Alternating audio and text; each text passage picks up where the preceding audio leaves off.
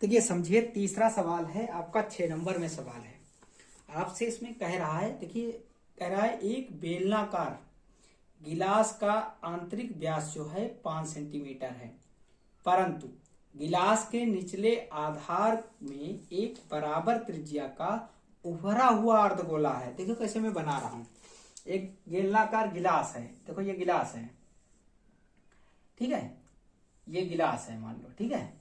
अब इसमें क्या किया, उसने नीचे उभरा हुआ बना दिया ऐसे अर्धगोलाकार, जितने इसकी त्रिज्या है वैसे ही उसने क्या किया, उभरा हुआ क्या बना दिया, कांच का उभरा हुआ कर दिया, ठीक है। तो आपसे कह रहा है कि त्रिज्या का उभरा हुआ एक अर्धगोला है, ठीक है।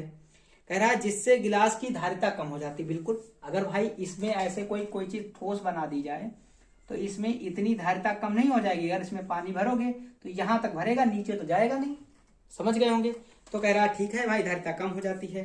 कह रहा है यदि गिलास की जो ऊंचाई है वो 10 सेंटीमीटर है। कितने सेंटीमीटर है, 10 सेंटीमीटर है, ठीक है, समझते जाना।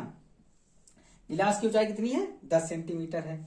तो कह रहा है गिलास की आभासी धारिता, आभासी धारिता मतलब अगर हम एक कांच का गिलास ना हो और अंदर से उठा हो तो हमें ऐसा लगेगा कि ये पूरा गिलास है, तो इसमें ज्यादा पानी आएगा, उस हिसाब से नापना है। तो उसकी हमें आभासी बताना है कि कितना इसमें पानी आ सकता है। फिर उसके बाद जब हमें पता चल गया उठा हुआ है तो वास्तविक धारिता बतानी पड़ेगी, कितना पानी आएगा इसमें।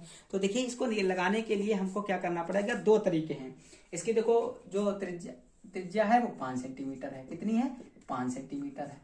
तो देखो सबसे पहले हमें देखना पड़ेगा क्या क्या दिया है। आंतरिक व्यास दे रखा है, क्या दे रखा है, आंतरिक व्यास। तो सबसे पहले इस सवाल में लिखा जाता है दिया है, क्या दिया है, दिया है आंतरिक व्यास। आंतरिक व्यास का मतलब लिख लेते हैं, आंतरिक व्यास जो है वो दिया है 5 सेंटीमीटर। 5 सेंटीमीटर का मतलब है, व्यास का मतलब 2r दे रखा है 5 सेंटीमीटर।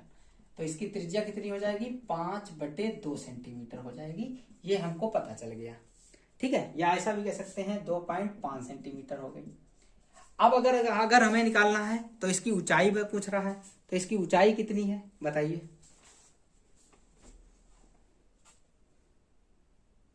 दस सेंटीमीटर, कितनी है, 10 सेंटीमीटर। एच बराबर कितना है, 10 सेंटीमीटर है, देखो दिया हुआ। तो देखो सबसे पहले हमें निकालना है आभासी धारिता निकालनी है। आभासी धारिता कब होगी, मतलब हमें आभास होगा, आभासी धारिता। आभास का मतलब ये नहीं है, कब आभासी धारिता कहेंगे, जब नीचे अर्धगोला ना माना जाए, जब गिलास में नीचे अर्धगोला ना माना जाए। जब अर्धगोला ना माना जाएगा तो क्या होगा, तो बेलन का ही तो आयतन निकालना पड़ेगा। तो हम लिखेंगे बेलन का आयतन बराबर सूत्र होता है πr²h। तो पाई की वैल्यू हमको पता है, इसमें दी हुई है। पाई का मान हमको डालना है 3.14। तो हमने डाल दिया 3.14। आर की वैल्यू डाल दी 2.5 का स्क्वायर, गुणे में क्या कर दिया, एच का मान डाल दिया 10 डाल दिया। अब देखो इसे हल करेंगे तो हमारा ये आएगा 3.14, इसकी गुणा करेंगे तो 6.25 इसका वर्ग आएगा, और इसकी गुणा करेंगे 10 आएगा। इन तीनों की गुणा करेंगे, गुणा अपने आप कर लीजिएगा, तो ये आपकी आ जाएगी 196.25 सेंटीमीटर आपकी गुणा आ जाएगी। तो इस तरीके से आपका आभासी धारिता आ जाएगी, एक आंसर आपका ये हो जाएगा, ठीक है। अब इसी में क्या कह रहा है कि वास्तविक धारिता बताइए। तो वास्तविक धारिता बताने के लिए आपको क्या करना पड़ेगा, नीचे अर्धगोला मानना पड़ेगा। तो वास्तविक धारिता निकालने के लिए हम नीचे क्या मानेंगे, अर्धगोला मानेंगे। अर्धगोला माना जाएगा, क्या माना जाएगा, माना जाएगा। तो जब अर्धगोला माना है तो इसमें से इसका आयतन क्या करना पड़ेगा, घटाना पड़ेगा। तो इसका आयतन घटाने के लिए अर्धगोले का सूत्र क्या होता है, अर्धगोले का आयतन होता है, यहां पे लिखेंगे, थोड़ा सा इसे मिटा के लिख दें, एक लाइन बढ़ा देते हैं तो तुम्हारा थोड़ा आसान हो जाएगा, ठीक है। ये तो निकाल चुके हैं हमारे पास ही। पहले हमें लिखना पड़ेगा बेलन का गिलास की वास्तविक धारिता। तो वास्तविक धारिता में क्या होगी, बेलन का आयतन, और जो बेलन है ये इसका पूरा आयतन गिलास जो है, माइनस अर्ध गोले का आयतन।